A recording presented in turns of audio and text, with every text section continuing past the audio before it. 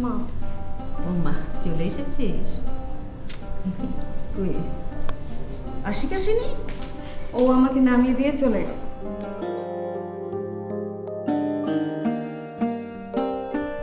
কি ব্যাপার, আশিকের মা তোকে পছন্দ করেছে? সেরকমই তো মনে হলো মা। দিদি আমাকে নিজের হাতে মিষ্টি খাইয়ে দিয়েছে, তারপর ডিনারের জন্য কি পিড়াপিড়ি লাগিয়ে দিলেন। আলহামদুলিল্লাহ। মা, আমাদের একটা ভুল হয়ে যায়নি তো? কি ভুল? আশিক আমাকে ওর বাসায় নিয়ে যাবে, সেটা তো আর ভাইয়া ভাবিকে বলা হয়নি।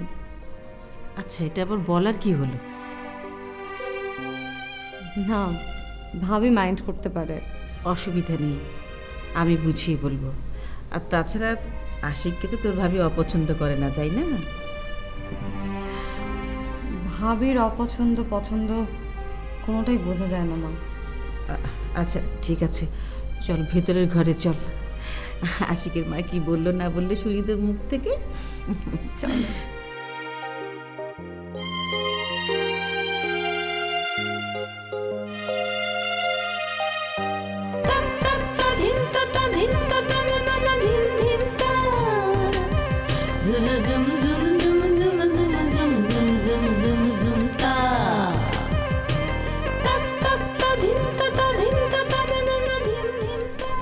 শোন, আই হ্যাঁ বলো বলো। অহনার ফোন নাম্বার জানিস? হ্যাঁ জানি, কিন্তু কেন? ওকে একবার আসতে বলবি। তুমি এখন ঘরে নিয়ে আসতে চাচ্ছ? আসিফের সঙ্গে পরিচয় করিয়ে দিতে পারলে না খুব ভালো হয়। ঠিক আছে, দেখি মা। দেখি না, এখনই কর। কর না, ফোন কর না। মা তুমি যে কি করো না মা। শোন, বলবি আমি ওকে দেখতে চাচ্ছি।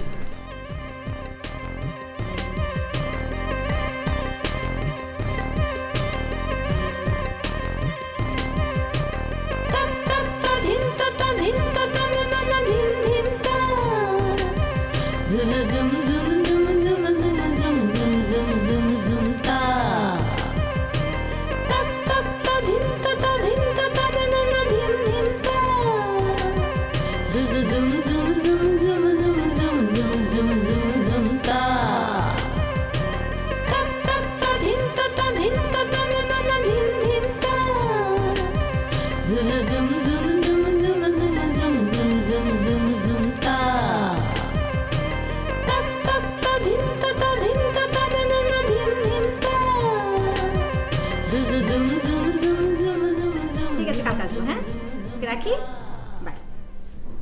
মা কাল আসবে। ফাইন, খেলা এবার জমবে। ঠিক আছে, তুই পড় পড় পড়। ও ও মা, ভাইয়া কি ফিরেছে? না, এই রিমার ফোন নাম্বার নিয়েছিস? সরি মা, ভুলে গেছি। মা তুই কি রিমার সাথে কথা বলবে নাকি? কথা তো বলতেই হবে। মা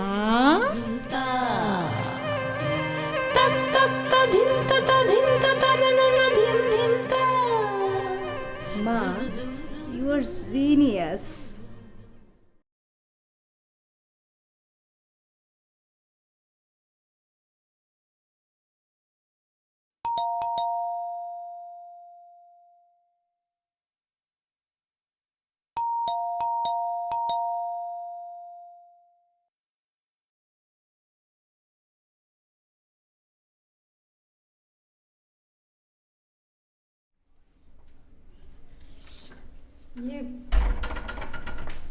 ভাবি, পার্টি কেমন হলো? ভালো। তোমার ভাইয়া ফিরেছে? না, ফেরিনি। ও ঠিক আছে। ভাবি,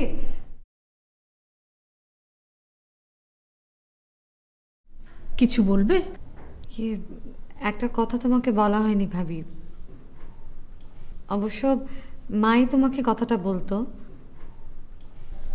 তুমি বললে কোনো অসুবিধা আছে? না, তা নেই। তাহলে বলো। আজ আশিক আমাকে ওর বাসায় নিয়ে গিয়েছিল। ও, এর আগে কখনো যাওনি? না, আজই প্রথম। কথা আমাকে বলতেই হবে এমন তো কোনো কথা নেই। এ কথাটা আমাকে না বললেও কিছু আসতো যেত না।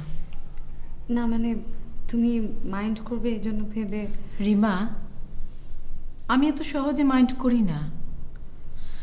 Anyway, congratulations. আফটার অল এতদিন পর তোমার আর তোমাদের দুজনের রিলেশনটা ওদের ফ্যামিলিতে রিকগনাইজড হলো। থ্যাংক ইউ ভাবি। তোমরা বিয়ে করবে কবে? বিয়ের কথা এখনো ভাবিনি ভাবি। বিয়ে করার আগে একটু ভালো করে ভেবে নিও। আফটার অল সারা জীবনের ডিসিশন, তাই না? হ্যাঁ হ্যাঁ, তাই তো।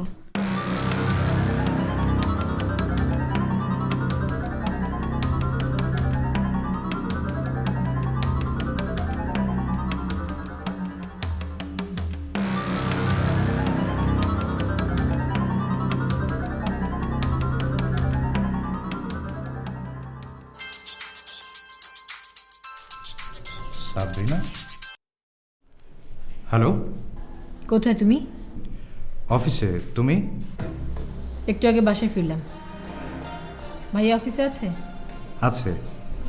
ভাইয়াকে গাড়ি দেওয়ার কথা বলেছিলে? না মানে এখনো বলতে পারিনি। বলতে পারোনি কথাটা ঠিক না। বলো তুমি বলতে ভুলে গিয়েছিলে। না না, আমি ভুলিনি। রিয়াজ আজকে সারাদিন অনেক বিজি, পরপর 4টা মিটিং করেছে। এখন কি করছে? একটু আগে আমি গিয়েছিলাম, দেখলাম ও ফাইল ওয়ার্ক করছে। মানে সারাদিন অফিসের কাজ করতে পারিনি তো।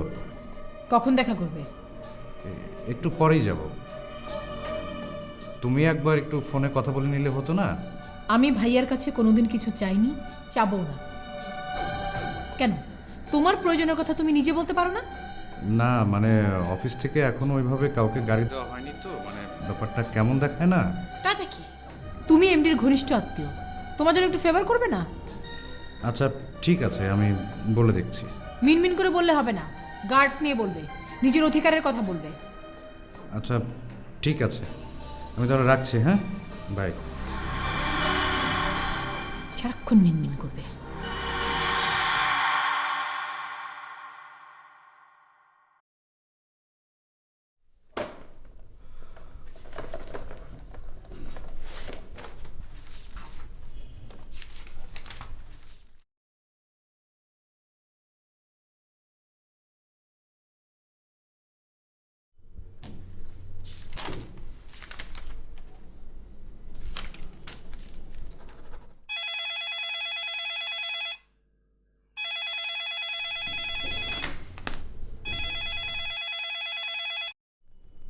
হ্যালো, ওয়ালাইকুম আসসালাম। আপনি কি ঘাটাইল? সালেহা বেগমের কোনো খবর পেয়েছেন? হ্যাঁ, বস। ব্যস্ত থাকলে আমি একটু পরে আসি। আপনি একটু লাইনে থাকেন। না না, বস না, আমি কথা বলে নিই। হ্যাঁ, তারপর? হ্যাঁ বলুন। মারা গেছে? কবে? 1 বছর আগে? ওনার না 2টো মেয়ে ছিল, ওরা নেই? আচ্ছা, আপনি কি ওদের বাসা ট্রেস করতে পেরেছিলেন? কোথায় গেছে? ময়মনসিং? আপনি শিওর না হলে পরেও আপনি ময়মনসিং যাবেন। পেতেও পারেন, বলা যায় না। অবশ্যই ওদেরকে আমার সাথে কথা বলিয়ে দেবেন। ওকে, ওয়ালাইকুম আসসালাম। Any problem? হ্যাঁ, আসলে একটা প্রবলেমই, মানে তোর সাথে কখনো শেয়ার করা হয়নি। কি হয়েছে বলতো? আজ থেকে 4 বছর আগে মানে আমি একটা অফিসের কাজে ময়মনসিং গিয়েছিলাম। সেখান থেকে ফেরার পথে ঘাটাইল শহর পার হওয়ার সময় আমি একটা রোড অ্যাক্সিডেন্ট করি।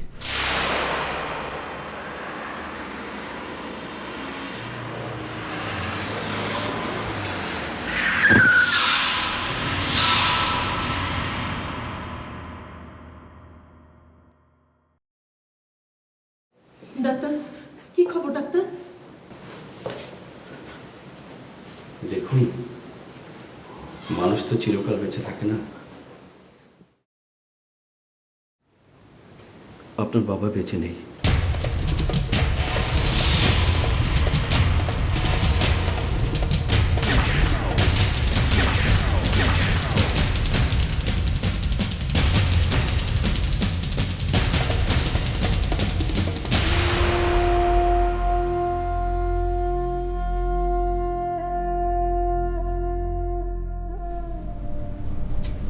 ও মাই গড। কেন জানি আমার এখনো মনে হয় যে আমি আসলে খুনি। না না, এই অ্যাক্সিডেন্টে তোর তো কোনো দোষ ছিল না। কিন্তু আমার মনে হয় আমি যদি আরেকটু সাবধানতার সাথে গাড়ি চালাতাম এই অ্যাক্সিডেন্ট হতো না। মেবি। আচ্ছা, তারপর কি হলো? তারপর লোকাল থানার ওসি আমাকে ডাকলেন। তিনিও বললেন যে এই অ্যাক্সিডেন্টের পেছনে আমার নাকি কোনো ফল্ট নেই। উনি আমাকে আরও রিকোয়েস্ট করলেন যে আমি যেন ওই সাব্বির সাহেবের ফ্যামিলির জন্য কিছু একটা হেল্প করি। তো তখন আমি 10 লাখ টাকার একটা চেক সাব্বির সাহেবের ওয়াইফের হাতে দিলাম। তুই শুনে আশ্চর্য হবি, ভদ্রমহিলা চেকটা ফিরিয়ে দিলেন। উনিও বললেন যে এই অ্যাক্সিডেন্টের পেছনে নাকি আমার কোনো দোষ নেই, সব দোষ মানে ওনার স্বামীর, মানে তিনি নাকি অসাবধানভাবে রাস্তা পার হচ্ছিলেন। জানিস, ওনাকে আমি এত রিকোয়েস্ট করলাম কিন্তু উনি চেকটা নিলেন না। শেষ পর্যন্ত আমি আমার ভিজিটিং কার্ডটা ওনাকে দিয়ে বললাম যে কখনো যদি কোনো প্রয়োজন হয় উনি যেন আমার সাথে যোগাযোগ করেন। তারপর যোগাযোগ করেনি? না, এই মাসখানেক আগে আমি পত্রিকাতে এই টাঙ্গাইল রোডে একটা অ্যাক্সিডেন্টের নিউজ পড়ি, একদম ছবি সহ ছাপিয়েছে। তো সেই অ্যাক্সিডেন্টে একজন মা এবং তার 2 মেয়ে সহ অ্যাক্সিডেন্টে মারা গেছে। সেই মেয়ে দুটোর একজনের চেহারা ইতির মতো। আমি পত্রিকাতে ছবিটা দেখলাম। তো তারপর আমার মনে হলো যে একটু ঘাটাইলে গিয়ে ওনাদের খবর নেওয়া দরকার। আমি নিজেই যেতে চেয়েছিলাম কিন্তু আসলে সুযোগ হয়নি। পরে আজকে আমি আমাদের জামিল সাহেবকে পাঠিয়েছি। জামিল সাহেব কিছুক্ষণ আগে আমাকে ফোন করে জানালেন সালেহা বেগম নাকি 1 বছর আগেই মারা গেছেন। What happened? তাহলে ওনারা টাঙ্গাইল অ্যাক্সিডেন্টে মারা যায়নি? আমারও সেটাই মনে হয়। তবে ইতি তিথি ওরা এখন কোথায় আছে এটা কেউ বলতে পারে না। অবশ্য একজন বলেছে কি যে ময়মনসিংহে নাকি ওদের এক দুঃসম্পর্কের খালা থাকে, সেখানে হয়তো যেতে পারে। I am not sure. তুই ইতিথিকে কেন খুঁজছিস? আসলে ওদের জন্য আমি কিছু একটা করতে চাই, মানে আমি নিজেকেই সবসময় অপরাধী মনে করি। আর এই টাঙ্গাইলের অ্যাক্সিডেন্টের নিউজটা পত্রিকায় পড়ার পর থেকে না, মানে সাব্বির সাহেবকে গাড়ি চাপা দেওয়ার দৃশ্যটা বারবার আমার চোখের সামনে ভেসে উঠছে। মানে তুই বিশ্বাস করবি না, এখনো আমি রাতে ঘুমানোর সময় স্বপ্নের মধ্যে ওই অ্যাক্সিডেন্টের দৃশ্যটা দেখি এবং আমি চিৎকার করে উঠি। আসলে তুই অনেক ভাবছিস তো, তোর মনের উপরে চাপ পড়েছে। আচ্ছা, ঘটনাটা সাবরিনা জানে না? হ্যাঁ, জানে তো। কই, আমাকে তো কখনো বলেনি। 4 বছর আগে বলেছিলাম তো, হয়তো ভুলে গেছে। বাই দ্য ওয়ে, তুই কিছু বলবি? হ্যাঁ। হ্যাঁ বল। কি করে যে বলি? তুই এত হেজিটেট করছিস কেন, বল। সাবরিনা তোকে কিছু বলেছে? সাবরিনা আমাকে কই না তো। কি মানে সাবরিনা তো ধর মাঝে মধ্যে ওর বান্ধবীদের বাসা যায়, তোদের বাসায় যায়। ওর গাড়ি নেই জন্য খুবই অসুবিধা হয়। আর বিয়ের আগে তো সবসময় গাড়িতে ইউজ টু ছিল, তাই আর কি। তা সমস্যা কি? তুই একটা গাড়ি কিনে ফেল। কি যে বলিস, আমি গাড়ি কিনবো কি করে? টাকা আমি দেবো, তুই কালই কেন। অফিসিয়ালি কি আমাকে একটা গাড়ি দেওয়া যায় না? সেটা দেওয়াই যায়, কারণ তুই যে পোস্টে আছিস গাড়ি তোকে দেওয়া যায়। কিন্তু টেকনিক্যাল প্রবলেমটা হচ্ছে কি যে তোকে গাড়ি দিলে অন্য সবাই ভাববে কি যে আমি স্বজন প্রীতি করছি, মানে অন্য কলিগরাও তখন গাড়ি দাবি করবে। তার চাইতে বরং আমি এক কাজ করি, আমি তোকে একটা বুদ্ধি দিই। আমি অফিস থেকে তোকে একটা মোটা অঙ্কের টাকা লোনের ব্যবস্থা করে দিই, তুই মাসে মাসে তোর স্যালারি থেকে অ্যাডজাস্ট কর। একটু অল্প অল্প করে কাটলে আমি অবশ্য নিতে পারি। সেটা তো অবশ্যই, যাতে তোর সাধ্যের মধ্যে থাকে আমি সেভাবেই করবো। তুই কালকে একটা অ্যাপ্লিকেশন কর, আমি বাদ বাকি ব্যবস্থা করছি। ওকে, থ্যাংক ইউ। আচ্ছা,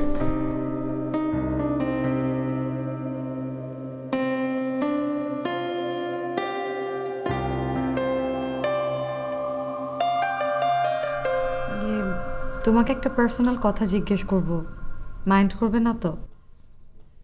মাইন্ড করবো কেন, বলো। তোমার নেক্সট প্রমোশন কবে হবে? সামনের বছর। প্রমোশন হলে তোমার স্যালারি কত বাড়বে? 10,000-এর মতো বাড়তে পারে।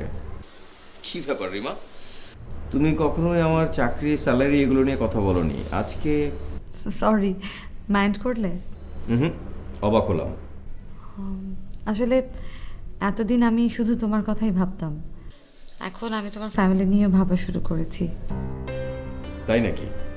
তুমি অবশ্য না বললেও আমি বুঝি। মাত্র 30,000 টাকায় সংসার চালানো খুবই কষ্টকর। তুমি কি ভয় পাচ্ছ? ভয় পাবো কেন? অভাব অনটনের ভয়? মোটেও না, আমাদের অবস্থা তোমাদের থেকে খুব বেশি ভালো নয় আসি। বাবা মরে যাওয়ার পর থেকে মা অনেক কষ্ট করে আমাদেরকে বড় করেছেন। আমি ছোটবেলা থেকে অভ্যস্ত এসবে। দারিদ্র্যে আমার ভয় নিয়ে আসি। আমার ভয় আছে, কিন্তু ভয়কে আমি জয় করতে চাই রিমা। আমি একটা কথা খুব বিশ্বাস করি, জীবনের সংগ্রামটাই হচ্ছে চালিকা শক্তি। সংগ্রামহীন জীবন একঘেয়ে ও বৈচিত্র্যহীন। তুমি যে বিশ্বাস করো, আমি সেটা লালন করতে চাই। তোমার সংগ্রামে আমাকে পাশে রাখবে তো? তুমি পাশে আছো বলেই তো আমার এত সাহস, এত কনফিডেন্স।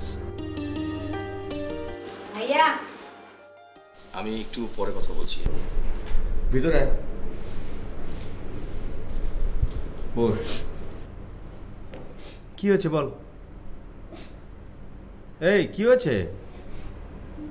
মা কান্না করছে, আমি অনেক জিজ্ঞেস করেছি, কিছু বলেনি। কান্না করছে? বাবা কোথায়? বাবা ড্রয়িং রুমে। আচ্ছা ঠিক আছে, তুই কান্না করিস না, আমি দেখছি। আজও কান্না করবে কেন?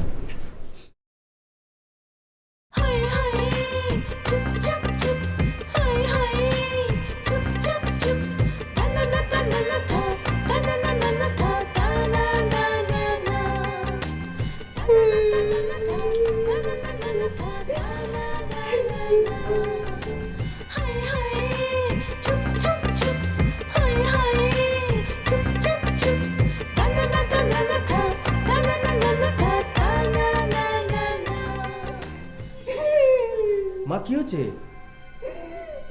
মা কি হয়েছে, কি বলবো তো আমাকে? কিছু হয়নি মানে? তাহলে কাঁদছো কেন? অবশ্যই কিছু হয়েছে, বলো তো কি হয়েছে। কি সারাটা জীবন কত স্বপ্ন ছিল, শুধু একটু সুখের মুখ দেখবো, শুধু সম্ভব হলো না। অহনাকে বিয়ে করলে কি তুমি সুখী হতে পারতে মা? তা তো হতে পারতামই, কিন্তু তোর পক্ষে তো ওনাকে বিয়ে করা সম্ভব না বাবা। মা, সম্ভব হলেও তুমি সুখী হতে পারতে না। অন্যের করুণা নিয়ে শুধু অপমানিত হওয়া যায়, সুখ পাওয়া যায় না। ধরো, সব অপমান ভুলে গিয়ে আমি অহনাকে বিয়ে করলাম, বাড়ি গাড়ি টাকা করি সব পেলাম। তারপর ওদের ফ্যামিলি আমাদের ফ্যামিলিটাকে কিনে ফেললো। বিয়ের পর অহনা তোমাকে অর্ডার করলো, আমাকে সারা দিন শাসন করলো। তুমি কি পারবে মেনে নিতে মা?